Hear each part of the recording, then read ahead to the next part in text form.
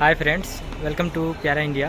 Friends, जैसा कि आप लोगों को हम कल बताए थे कि 4 नवंबर 2023 को सभी बच्चे पैरामेडिकल के उप मुख्यमंत्री के आवास पर जाएंगे और उनसे मिलेंगे और जो भी उनकी समस्या है अपनी बताएंगे।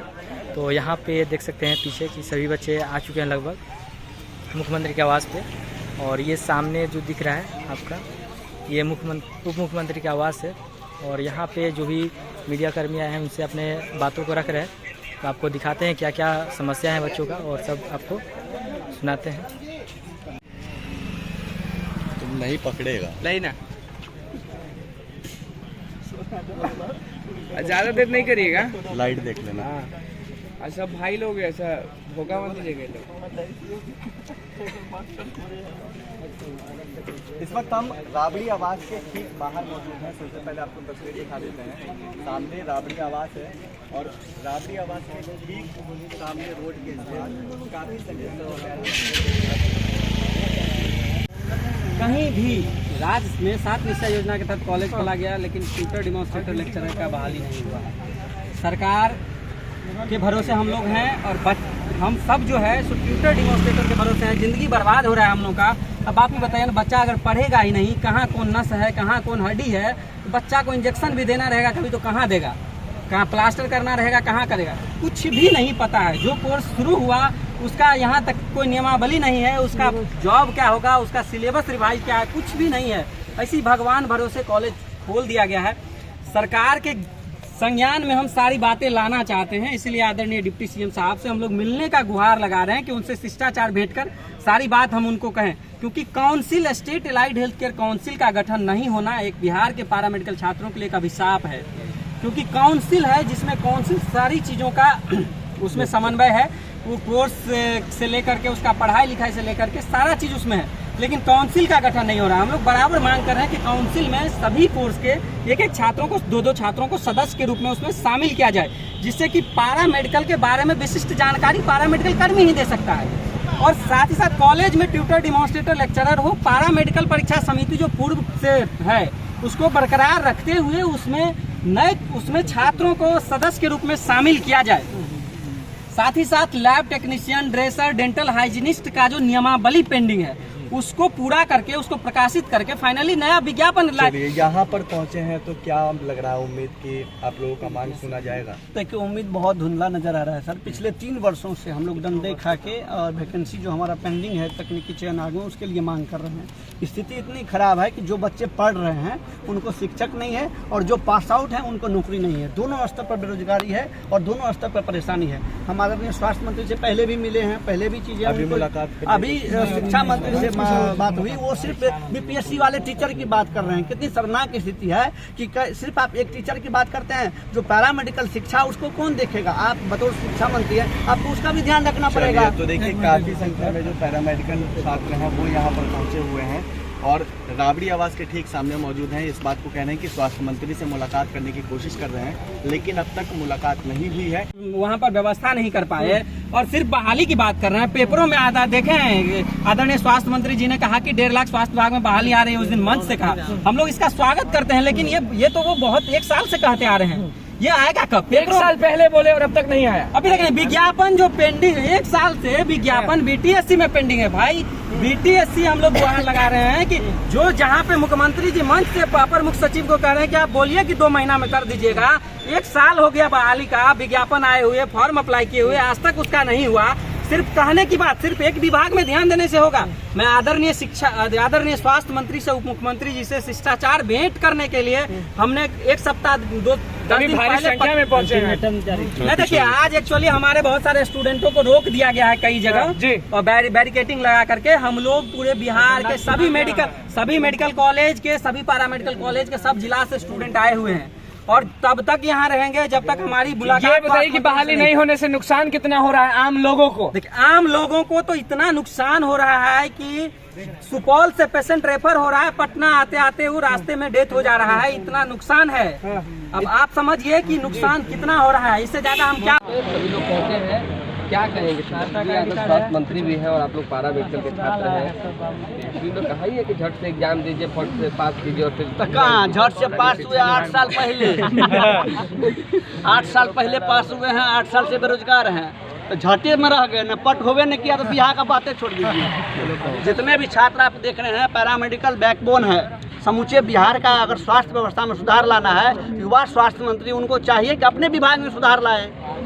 अगर शिक्षक की बात करेंगे कि पैरामेडिकल छात्रों को पढ़ाने के लिए भी शिक्षक होना चाहिए भाई साहब, और उनको वो पढ़ाएंगे जो पैरामेडिकल का डिग्री लिए हैं। यहाँ डिप्लोमा 5 वर्षों में होता है। शिक्षा मंत्री को और स्वास्थ्य मंत्री को जानना चाहिए। उसके बाद समस्या कहाँ है?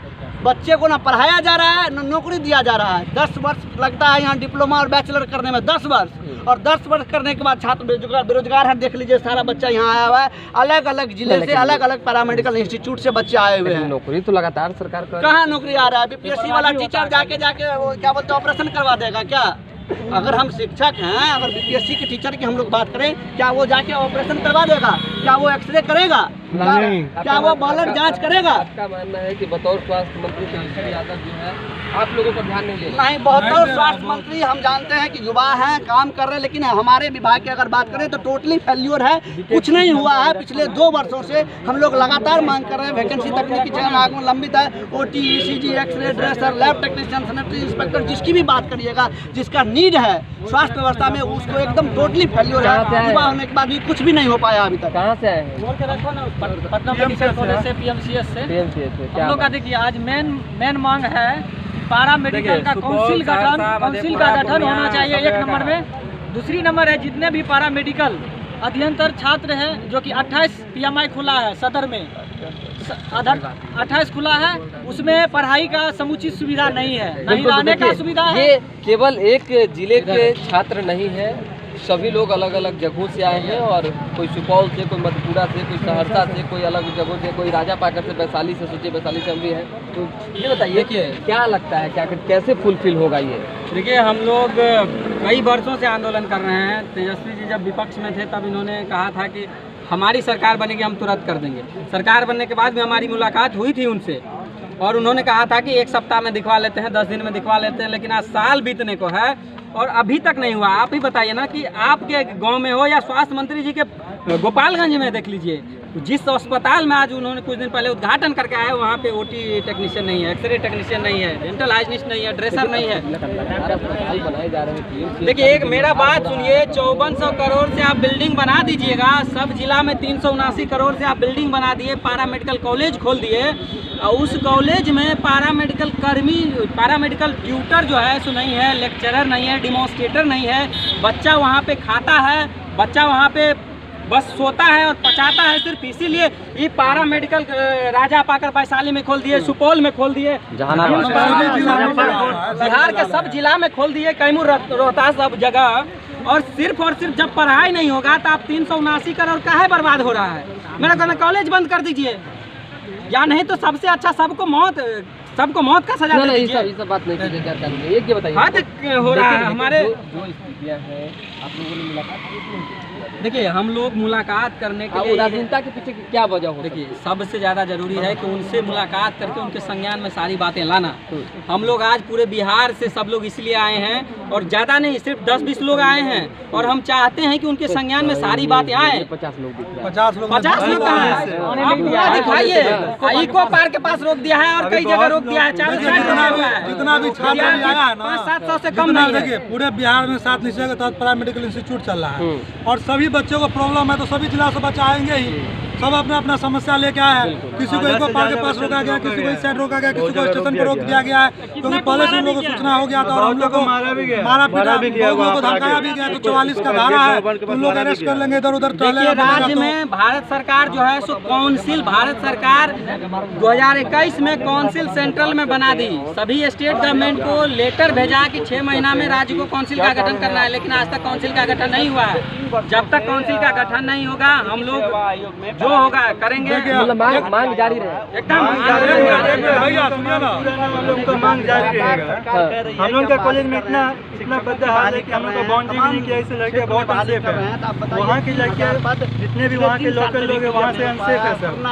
जब से सरकार बनी है, हम लोग लगातार मांग करते रहे हैं जो लंबित पद है।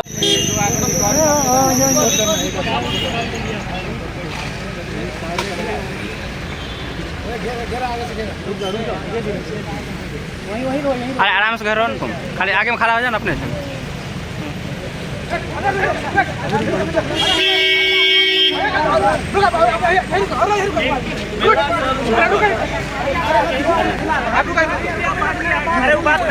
अच्छा ठीक है ठीक है ठीक है ठीक है ठीक है।